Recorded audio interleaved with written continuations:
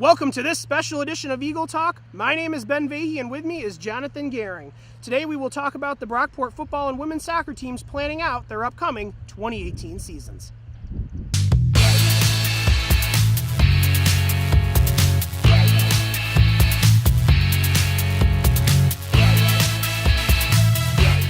But before we look ahead to this season, let's go back to last season when these two teams last hit the field. Very disappointing results. The football team losing by a final of 24-0 down in Texas to Mary Hardin Baylor, getting shut out in the Division III football playoff semifinals, and the women's soccer team also falling 3-0 to Cortland, a disappointing result to end their season. Yes, definitely. But these two teams are looking forward to getting back on track. We'll start off with the football team. They got their home opener September 1st versus Hobart, and they believe they have a good chance at winning that game and getting on track. The women's soccer team, they open up one day before August 31st against Utica. But then, contrary for the women's soccer team, like right around the time that the Hobart game ends for football, they have another game back there behind us as they take on New England College. So it's going to be a busy weekend, the first weekend for both teams, but I'm pretty sure they're looking forward to it. Now, what can you predict on their football team, John? Well, I think that they're going to lose a lot from last year, but also gain a lot. So it's going to be another great opportunity for them to make a magical run in the playoffs, just like they did last season. Unfortunately for them, they're going to lose most of their starting offensive line, which was huge for them in their run last year. You had Aiden Barrientos and Justin Torres and Mark Sanchez, and just a powerful offensive line that helped their running game and helped make things easy for quarterback Joe Germinario. The good news is that Germinario and three of his receivers, all but Jerry Thompson, are returning this season, so they have a lot of athletic ability on this offense, and same on the defense. You have Austin Dean coming back, you have Matt Szymanski, the pass rush threat linebacker coming back, and most of their secondary also coming back. So it's going to be really a great opportunity for them to take another step as they mature even more to another magical run in these football playoffs. And speaking of the secondary for the Brockport Golden Eagles, how about fifth-year senior Jake O'Connell from Spencerport? Jake O'Connell, the Spencerport native. That's right. Coming back for another year because he has 1 year of eligibility left. He was dominant last year. Remember, he had the interceptions, the couple of interceptions, returning them for touchdowns, and even some sacks. He got in on everything. Really a jack-of-all-trades kind of player. And similar on the women's soccer team, you have another fifth-year senior, isn't that right? Yes, definitely. Maddie Seclair, she's coming back, the Hilton native. So you've got two Section 5 people on each team, O'Connell from Spencerport, Seclair from Hilton. They're both going to be role models, I think, for the younger players on both teams, because this is going to be critical to have those fifth-year people coming back. That's too uncommon. Like, they've heard, senior day, we'll miss them. Well, surprisingly, they're coming back. They have an extra year of eligibility. It could have been due to an injury. It could have been they had a first year sitting out for academic reasons. Whatever the reason, they're coming back this upcoming season, and that's going to be critical for both teams, I think, going in. That's right. Both of these players are going to contribute to both of these teams, absolutely. And with the football team and O'Connell, he's going to lead a defense that last year dominated opposition during the regular season, and even during some of the playoff games you saw against Plymouth State, they shut them out 66-0. How about that? Wow. And that was the first round of the playoffs. Plymouth State was a good team. And that's right where we're standing is where it happened. That's right. Yeah, right here as we stand in the middle of the field here on the football field at Bob Boozer Field, getting ready for the 2018 season. Certainly a lot to look forward to. So much excitement from last year. Now let's go into the women's soccer. They lost Sarah Covell, unfortunately, who was their leading scorer. She's transferring out of Brockport to the University at Buffalo for academic reasons. But they have no worries at all because they got 9 new people coming in. They had a girl, Sophie Landers, from the Western New York Flash coming in. They got many more coming. But a key returning player other than Seclair is Molly Zintek, the captain. She's a junior this year. She had 4 goals last year. She's going to be a great leader, I think. Zintek has put on a phenomenal show for her leader so far. I think it's going to be critical that she's coming back. What do you have to say? Well, I absolutely agree with you there with Zintek scoring 4 goals last year. Could be the leading scorer this year. You never know. But on the football side of things, it's Joe Germinario coming back, the redshirt junior. He's back for another year, and last year he set all sorts of records, rushing and passing for this Brockport Golden Eagle offense. Of course, as I said earlier, helped out by their senior-laden offensive line, and so they're going to miss a lot of those guys this season. But still, Germinario has the athletic ability. He can escape. He can get out of sacks.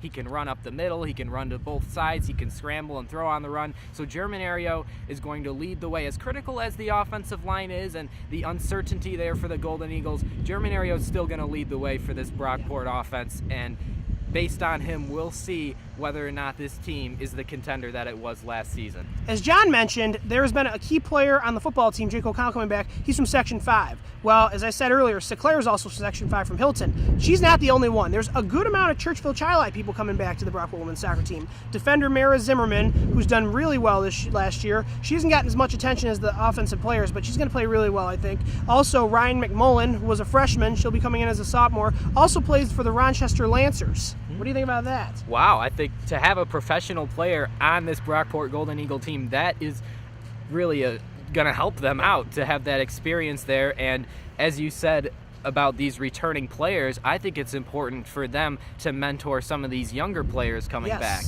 But there's two more people from Churchville coming back. She's a key one here, Olivia Cooter. I didn't see much of her action last year, although she played really well. She's also one of the 4 team captains. So with Cooter coming back, she'll be a senior. That's going to be big, as well as one other Section 5 person I have here is Jamie Cooper from Churchville. But there's not only that. They also got another captain from locally from there. She's the only girl from Byron Virgin. That is Lindsay Levitt, number 6. And Lindsay Levitt, she played pretty well last year. As you can see here in the video I'm about to show you, she got a hit here in the Geneseo game. But she did pretty well, I'd say.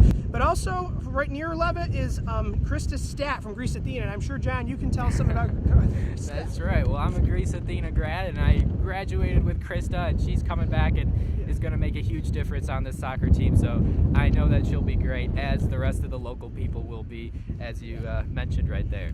Definitely. But meanwhile, let's talk about some of the key games now. I'll start with soccer, and then I'll transition to you for football, and then we'll also go back to some seniors coming earlier. So let's start with the key games now. Pretty much as we can see for football, their 2 hardest games are going to be Alfred and Hartwick. Not also to mention, it's going to be here this year where we're standing, the Courage Bowl versus St. John Fisher. That's right, and you would think that most of these games would be lopsided on the football schedule because of their dominant performance last season, especially the Fisher game, beating them 38-7 last year at Fisher during the Courage Bowl. But rivalry games can bring out the best in teams, and you could say the same thing for St. John Fisher, who could come to this field and try to spoil the Courage Bowl celebration right here as we stand. But so Brockport's going to have to be ready for that one, put them on upset alert there, and then as you spoke about the Alfred game, that is going to be the most difficult game for this Golden Eagle team in the regular season. That's when German area got hurt, right? That's right, at least on paper. You see, German area went down last year to Alfred, and that caused some animosity between these 2 teams, certainly. And so this year, Brockport going down to Alfred to play that Saxon team on the road, the team that was just 1 win away from winning the Empire 8 last season, and a couple years ago they were in the playoffs and won a couple playoff games. This is going to be a challenge for Brockport. They're going to have to be ready for that game later in the season. And now I'll go on to women's soccer. They have a couple of challenging games this year. Well, their home opener will be against Utica, which isn't really going to be as big of a game, I think. I've never seen them play Utica before, Utica from down the thruway from here. So we'll see how that goes, but this is interesting for them. Last year, remember, they went to Virginia, right? That's right. Well, they're not going there this year, but they also went to Pennsylvania and played Misericordia. They lost 4-0 at Misericordia in Pennsylvania last year, but they have a shot at redemption this year, because this year Misericordia is coming here to Brockport. That's right, home field advantage. They got home field advantage there, but their 2 hardest games so far are Cortland and Geneseo. They will be on the road at those teams this year, unfortunately. But Cortland is the team they want to get back, because as we talked earlier in the show, that's the one team they lost to 3-0. And when they were home last year, Molly Zintek scored the only goal for and put them up 1-0. But then after that, Cortland put on a show with 5 goals in a row, and Cortland ended up dominating 5-1. But now this year, it's going to be interesting. It's on the road at Cortland, but maybe they have a better year. What do you think on that going so far? Well, I think they're definitely going to have a lot in the tank, ready for that Red Dragon rematch. Red Dragons! That's right. That's right. They're ready for that rematch. Certainly Zintek and company are going to be ready to go, and they want revenge on this team because, after all, this is the team that ended their season last year and the team that made it impossible for them to continue a playoff run. So certainly when they go down to Cortland, they're going to want to spoil the festivities down in Cortland and the home crowd excitement down there, and they're going to want to pull it off, and I'm sure you think they're going to. Well, we'll see. I think they could have a good chance, as I said earlier, with Zintek and Seclair coming back. Those are the key returners there. But they got 9 new people coming in who we have yet to see yet. There was a girl named Lexi. I don't have her last name or anything, but we'll get into that once the roster's posted later. That's right, yep. Because that's why I apologize if we have not said their names. It's because we haven't seen the rosters yet, but do not worry. They will be posted soon. Go to GoBrockport.com to make sure you can verify the names. Yeah, and Lexi's good enough. I mean, we could just call her Lexi for now, yeah. But also, there's more people coming too. Another key returning player. She was a freshman. She's about to be a sophomore. And this is funny thing. We were just talking about Missouri, Pennsylvania. That's Mariah Sarr. Sarr had 3 goals last year, was the only team's athlete of the week. And also, she had a couple goals in their preseason game earlier this year in the spring. So I think Sarr coming back, she'll be a good player, but we'll see how she does compared to the new people coming in. So I think for a successful season, you just talked about what the soccer team needs to do for a successful season, talking about their players there. I think for the football team coming in, it's going to be really important for them to be able to replace those starters on the offensive line that they've lost. And I definitely agree with that, John. They need those people to come back. That's right. Tell us about it. And the good news for them, though, is that with the backup offensive lineman from last year, who might have been sitting on the bench for most of the game, well, since the Golden Eagles dominated most of their games last year, these players really have had the opportunity to come in and make a difference late in blowout games. So they have the experience necessary. Even in playoff games like that Plymouth State game, they played practically the entire second half against the Plymouth State team there in their 66-0 triumph. It was 38-0 at halftime, right? That's right, and then they replaced a lot of their starting offensive linemen. So I think that coming in, that's going to be the advantage for these new linemen, these new starters, that they've had the experience necessary to protect German Aereo and get their running game going with Justin Morrison and Christian Hollister, who are both coming back. So I think that's going to be a key for them. And definitely defensively for the Golden Eagle football team, I think it's going to be important to keep stopping the run, because that's what they did last year all season. Austin Dean, big number 75 there in the middle on the defensive line. He was all over the rushing attack of opposing teams. They were held to under 30 yards in many of the games, their opponents on the ground. And the pass rush, of course, that's going to be important too. Matt Szymanski attacking the pass rusher, and certainly attention to detail on defense and everything like that, playing well in close games. That's going to be the most important thing for Brockport to have a successful season again. Now, what do you think about the women's soccer team? You were just talking about defense. I'm going to bring in a big defensive place here for the women's soccer team. This is critical here. They lost both their goalies last year, Molly Graves and Kimberly Lubanski. They were both out with concussions, but they found a way to get through it. They put in defender Emma Nevers in goal, and she played really well. Unfortunately, she didn't play well in her first game versus Geneseo. They got shut out 4-0. But the following week, when they hosted Oswego here on the turf field that we're standing on, they had a good chance to get win, and they did it. Lindsay Levitt scored the first goal. Unfortunately, we don't have it. Our cameras did not arrive in time, but they did really well getting Emma Nevers in goal. She made 5 critical saves that game, shut out Oswego, got her first career win, and I think Nevers is going to be doing really well this year if she comes back in goal. I'm not sure if she'll be back in goal or not. I know Kimberly Lubanski's coming back. Molly Graves is not. She is out for the year with a concussion, but we will see what happens with Lubanski coming back and if Nevers gets put in goal. But there's also a new goalie coming in as one of the 9 people from Long Island, so I do not know what's going to happen on the defensive end then, other than Mara Zimmerman and Ryan McMullen coming back, but we will see who the new goalie is and if Nevers is playing as the season gets underway. What do you have to say about defense on both teams? Well, certainly you talked there on the soccer team. I agree that the goaltending is going to be key, as it always is in the game of soccer. And for the football team, as I said earlier, Austin Dean is going to be critical up front, and Matt Szymanski and those linebackers pass rushing, that's going to be important. But also, I want to bring up the turnovers, because Brockport had a really significant edge in turnover differential last season, with Jake O'Connell picking off all those passes, Austin Dean with a couple of strip sacks, Terry McDonald even had a pick 6 in that Alfred game. How about that? And Julius Mizro, lots of great ball hawks on the defensive side for Brockport's football team that are going to make a difference this year. And if they can continue to turn the ball over, I think they're going to have a great chance to win some of these games that we've been highlighting that might be a challenge for them, especially that Alfred game on the road later in the season. We never expected either team to go far last year. That's right. Although the Brockport football team did really well, going all the way to Texas before falling to Malheur Hardin Baylor. Their final record was 13-1, right? That's right. Correct. The women's soccer team, they finished the year with a 9-7-2 record. And why do you say and 2? Well, because they had a couple ties. Their first tie was against Nazareth when that was 0-0. Nobody scored in that game. It was on the road. They have a chance to hopefully beat Nazareth this year, because Nazareth is going to be a home game this year. And also for their one tie at home was against New Paltz, 1-1. Although it's going to be different, because the only goal for Brockport in that game was scored by Sarah Covell, the one leader who's transferring. So we'll see what happens, how they do against New Paltz this year, although it'll be on the road. That's the farthest they have to travel. Now let's go into faraway traveling, since it brings us up. That's right. So pretty much the farthest that the women's soccer team has to travel is to New Paltz and Oneonta. That'll be the weekend of October 5th and 6th. But the football team, they don't really have to go as far as they did last year. Well, they may have to go to Texas again. We'll see. We'll see. That's right. Hopefully they get to go to Texas again. Where do you think they have to go the farthest? Well, good news is for the football team is that the farthest they travel to during the regular season, at least, is Hartwick, and Hartwick is only about 4 hours away or so down the thruway, and then down south a little bit. That's there really near in Oneonta, where the central New soccer York. team has to That's go. Right. So yeah. Definitely, I think an advantage for the football team to have 5 games here at home, but even their games away are going to be relatively close. You got Ithaca, you got Alfred, you got Morrisville, which is, in that 4-hour range, just like Hartwick, but then you also have Utica, which is, just a couple hours down the thruway. So this team will never have to stay overnight really anywhere unless they go to the playoffs, and then it becomes a different story, possibly going out of state. But at that point, it would be really exciting for this team. So I think in the travel department, a lot of good news for both of these teams. Contrary to, say, staying overnight, contrary to say there, the women's soccer team is going to have to a few times, because I just mentioned they got faraway games, New Paltz, Oneonta, as I said, but also the Syracuse week is going to be weird.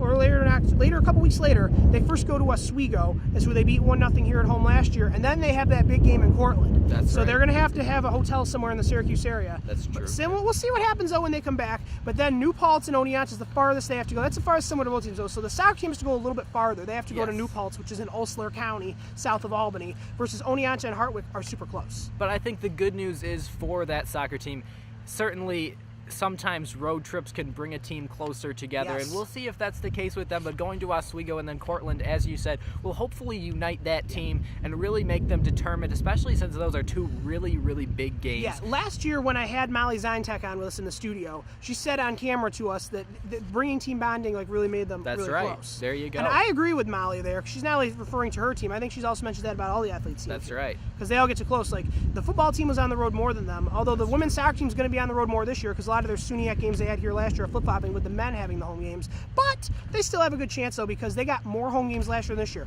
And why? Because they aren't traveling far away to, like, Virginia or any of those places last year in New England. As said, the one team that they played away on the road last year, Missouri Accordia, is coming here. So I think it flip-flops every year. Sometimes one year that they're home, another year they're away. But however, what stinks for the women's soccer team is they will get to miss the homecoming, because they're going to be away to Uville that weekend in Buffalo. Now it's going to the homecoming. Who are they playing, John, on the football team? Well, for homecoming here, they will play St. Lawrence in the 3rd week of the season. It's super early. And I don't get that. That's true. Yeah, for some reason, they're celebrating homecoming really early here, and right on this field, they're going to play a St. Lawrence team who they blew out last year 28-7 with their second-string quarterback, Jason Hellwig, who did a great job, taking nothing away from Hellwig, but to have German Ario and the starters here on this field, home field advantage this year against St. Lawrence, who is a long trip down here. I think that game is certainly going to be a fun one for this crowd. They're going to get excited, and it's going to be a fun homecoming for, hopefully the Golden Eagles will go 3-0 after that game, and maybe that'll catapult them to another magical regular season run in the Empire 8. Okay, well now I will give 1 second, because the only thing too is most of the athletes don't get to see each other as much because they're always busy on the weekends traveling. However, the women's soccer team will have a chance to see one game this year that they didn't get to see last year. That's the Courage Bowl. Because, I'm going to double check the schedule, give me a moment here, because I know the Courage Bowl, as we always know for football, is the big one versus St. John Fisher. The women's soccer team that day, they play, let me see, when is the day of that game? Courage Bowl. That was September 20th. Buff State. Here we go. They have a SUNYAC game at home against Buffalo State. Very nice. But they have a good chance. They beat Buffalo State 3-2 last year. Mariah Sarr scored a goal in that game, as well as, of course, Sarah Covell, who unfortunately, as we mentioned earlier, transferred.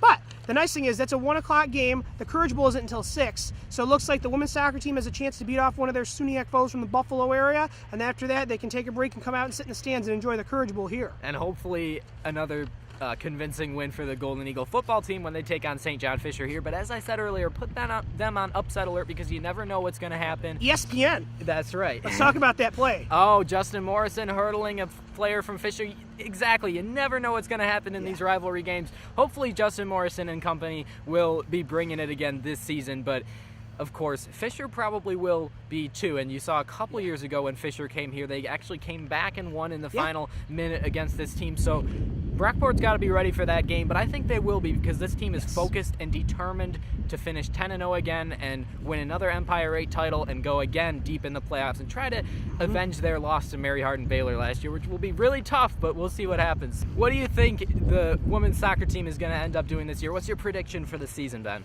Well, I think they're going to have a good year. They're going to do better this year than they did last year. They got 9 new people coming in. We'll see how they do. As I said throughout the show, they've lost Sarah Covell, but Molly Zintek's coming coming back, so is Maddie Sinclair. I think with Zintek coming back, she wants to hopefully get her goal tally up. She had 4 goals last year. Her best game was on the road at Potsdam. Potsdam's playing here this year, and so is Plattsburgh. They do not have to travel to the North Country. We already talked, the farthest they have to go is New Paltz. So therefore, they have an advantage at home. They get to host Plattsburgh and Potsdam this year. That's going to help out, although the Potsdam game is going to be interesting. Let me tell you why. Because Jamesville DeWitt from Section 3, there was only one player on Brockport. That is Riley Fody.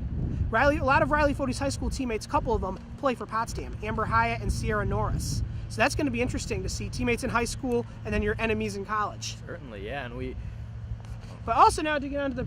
No, go ahead. But to keep going on now, what I will say is, I think they're going to have a good year. They hopefully want to get past Cortland and Geneseo. They lost to Geneseo 4-0 and Cortland 3-0 in the playoffs, 5-1 in the regular season at home. But I think they're going to have a good chance at beating Cortland and Geneseo next year and getting really a home playoff game. They have a better chance at winning at home than they do on the road, as most people agree. So they really hopefully want to get that home playoff game and get it here, like the football team did, 66-0 over Plymouth State. That's right. So as you can see the difference between home and on the road, how it matters, versus the football team in Del Valle. You can talk about that now, how close it was. I'm going to turn it over to you to predict that game. How did it go in the Del Valle? Well, unbelievable game. Brockport actually had a 21-point lead in that game, so we thought that that game was over and that they were moving on to the national semifinals and everything was great, but then Del Valle came back, and they came back. Oh, boy, did they come back. And their receiver, Marquise Evans, had 3 touchdowns in that game, and it ended up coming down to the final possession and a late turnover. Brett Renzi kicking that field goal, Field goal by Brett Renzi, went through the uprights. Section 5 powerhouse. That's right. Spencerport native, and it was just great to see the Golden Eagles go to the semifinals. But as you said, it wasn't easy, and that's why home field advantage makes such a big difference. If Del Valle was here, I would think that they would be able to hold on to that 21-point lead and close that game out in impressive fashion. But it was certainly different on the road. So same thing goes for the football team. They're going to want to have another undefeated season again. And, of course, you can't look at that from the beginning of the season and say that you need to rattle off 10 straight wins. That's just too much. But, take it one game at a time. And if they do finish as Empire 8 champions again and happen to have that undefeated record again, well, we could be in for another Brockport run through the playoffs, which is what I think is going to happen. I think they're going to go back to the national semifinals. Okay, what I noticed, though, but when the preseason going on, the football team doesn't have any preseason games before Hobart.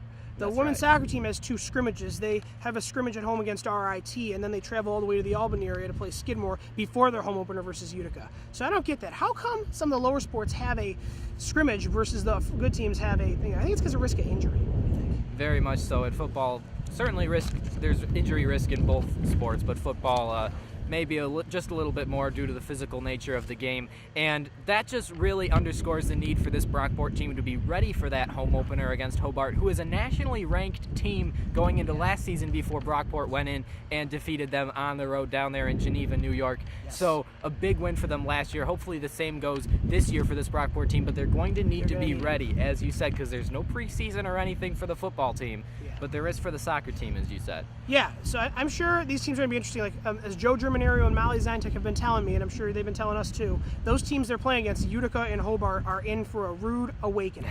Hopefully, yeah, you would hope. Well, we know how Hobart is the football team. We have yet to see the women's soccer team play Utica. This is the first time they're playing. They did not play Utica at all last year, home or away. So, but this year they have a home field advantage. It's 7 o'clock on a Friday night. It's presumed we could see where it could be played. It could be played here on the football field, or it could be played at their home soccer field behind the bleachers. So we will see currently what happens, because the difference is, I don't know if turf matters or if grass matters, but what I was told about the Oswego game last year, because their next game was against Cortland, as we know, the next day. They played the Cortland game over there because the football team had to play Morrisville here, but I found out they were going to play Oswego on their home field too, but instead they played it on the football field because it rained before and they didn't want to tear up the soccer field for the Cortland game. So they played the Oswego game here on the football field. So we'll see, because both teams have a different advantage. One day one team gets the turf, the other team gets the grass. So it's going to be contrary. We don't know what's going to happen until the season starts. That's right, and that's true about both of these teams. We're not sure. A football team might have a disappointing result, but hopefully they'll have the same focus that they did last season and make another great run, and that's certainly what we're expecting here from them. So now let's talk about some of the seniors. Okay, I'm going to talk about some of the women's soccer. They got more seniors than the football team. You talked about the loss of all the seniors to the football team. Well, the women's soccer team, they're going to be tough this upcoming year. They're still going to have maybe Molly Zintek and Mara Zimmerman and all those players coming back another year, but next year they're going to lose a lot of seniors this year. They're losing Riley Fody. They're losing Brianna Maria Siaka. They're going to be losing Carly Stefandis, Ashley Kabza, Lindsay Levitt, Olivia Cooter, as well as Maddie Sinclair. So those are really big leaders, though. But I think once those seniors graduate, the younger players who are freshmen coming in this year will have a good chance. So I think them coming in when these people are seniors will give them a chance to step up. And I think it's important, too, for the seniors and the returning players to lead some of these incoming freshmen that you've been talking about for the women's soccer team. The same goes with the football team. There's somebody coming from Section 3, Joe Benedict. Let's talk about him. Benedict. He is a superstar. And the thing about him is that he's a very versatile player. He reminds me of like a Jabril Peppers from the University of Michigan now on the Cleveland Browns. He is so versatile. He can play pretty much any position. You could put him on special teams or offense at running back or defense at linebacker. It's hard to believe that he would be playing all three of those places here for the Brockport Golden Eagles right away, but to be able to put him wherever the team has a need, that's a nice luxury for this Golden Eagle team with Benedict coming in, but he's going to need to be mentored by some of these Brockport players like Justin Morrison and Szymanski on the defensive side of the ball. Well, I think I'm going to talk a little bit about Benedict now because he's from Section 3, which is a big section in Central New York, which covers Syracuse, Watertown, Cortland, and I think up north of the North Country. And you're very familiar with that section. Yes. So what I can tell you is he came from Sandy Creek, which is a school on the border of Oswego County and Jefferson County, right near between Watertown and Syracuse. They don't really get as much attention, right? Well, Benedict really led Sandy Creek really well last year. He had 8 touchdowns in one game versus Watertown IHC. One game. Yes. How about that? That's a lot of touchdowns. Yeah. Well, we'll see what his numbers, though. He wore number 34 at Sandy Creek. We'll see what number he's going to be wearing here at Brockport. But I think no matter what number he wears, as soon as he takes this field, he's going to be a big thrill, pretty much. And he could help out like the big beasts, like with Barrientos and leaving and all those people. Right. He's going to be a big offensive player, even though Barrientos was defense. These guys are going to have a good year. Yeah, Benedict, certainly looking forward to seeing him. He's going to give Joe a little run for his money with 8 touchdowns in that one game. There's going to be 2 Joes this year, Germanario and Benedict. That's We're going to see how they do. Yes, and certainly looking forward to that. And, of course, we just made our predictions, so an exciting season coming up. I hope you'll stick with us here because we're going to be covering these 2 teams this entire way. We're not just going to cover them. We're going to cover the other Brockport teams we didn't mention in the show either. Of course. We will be at as many games as we can be. Be sure to look out for us. Yes. We will be everywhere. Like the women's soccer team, they've done really well last year. As we've spoke with Molly Zintek, who's told us a lot of information. Football team, we've spoken with Joe Germanero. They've gave us a lot of great information as well. So we got to thank them for their help. Germanero and Zintek. Thank you. We appreciate Joe. it. Thank you, Molly. Yep. You're the best. We also got to thank the coaches as well, Mangoni and Idland. We appreciate your wonderful coaches too, who we didn't even talk about. Let's talk about the coaches. They're going to lead these teams. I think especially on the football side with Jason Mangoni. His intensity on the sideline is unmatched. Coach of the year last year. That's right. Division III Coach of the Year, certainly well deserving of that honor. Nicest guy you'll ever meet, but on the football field, he's so intense. And even when they're winning, and even when the game is so lopsided and it's pretty much over, he is intense. He wants his football players to do it the right way, and he's really a determined leader that's going to lead this team once again to hopefully another very successful season. Yeah, now I'm going to talk about Mike Idland, the women's soccer coach. He has brought in a lot of new players, pretty much. He's a big key recruiting factor here. Like as soon as he learned what happened with the goalies last year and how he doesn't want it to happen again, as soon as the season ended, he was out recruiting goalies like crazy. And as one of the 9 people picked in, we have a new one coming in from Long Island. I have yet to meet her. I haven't met her name yet. We will find out soon. But still, that's going to be critical. He's out recruiting players all over. He's recruited players from the Buffalo, Rochester, Syracuse areas, and beyond. So they even got people from like Albany, New York City, Long Island coming, not just on soccer, but in football too. That's right. They're getting a lot of people coming in. Like he brought in Mariah Sarr from Pennsylvania. So we'll see who we get. We can get some New York people, out-of-state people on both teams. There's going to be new people coming in. So I got to say, Coach Lindland has done a phenomenal job coaching the women's soccer team. Same with Mangoni coaching the football team. They are 2 great coaches. The athletes are lucky to have them. So we're going to see how they coach their teams this year. And 2 great recruiters as well. They will go all over the place, as you said, and some of these players even choosing Brockport over Division I. Let's talk about that. That kid from Skinny Atlas. How about that? Yeah, down there getting a D1 offer from the University of Albany, where Joe Germanario actually went for a year. Yeah, and all of a sudden he turns that down to come to D3 Brockport. How about that? Like, what must be going on here that's so special that you would turn down a D1 offer to come here to play for Coach Mangoni? I don't know, but I think maybe it could be a connection with Joe Germanero because Joe went to Albany for a year and then came here. So we'll see. Even so, that says a lot about this small D3 school and what's going on here with the athletics in the fall season. It's going to be a great fall. So excited, looking forward to covering it with you, Ben. Yeah, we're going to have a good year. We'll be at a lot of the games. We will be on the sidelines with the cameras. We'll be on the air.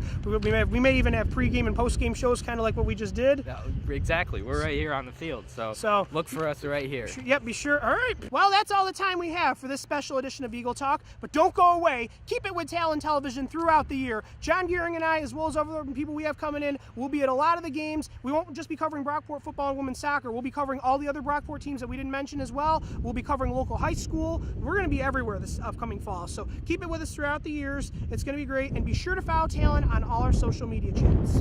John? I'm John Goehring. And I'm Ben Vahey. Thanks for watching. We kind of just get in, go out, and do business. We know what we have to do now, and we know what it takes with the work this offseason to get over that hump and beat a defending national champ or a Mary Hardin Baylor.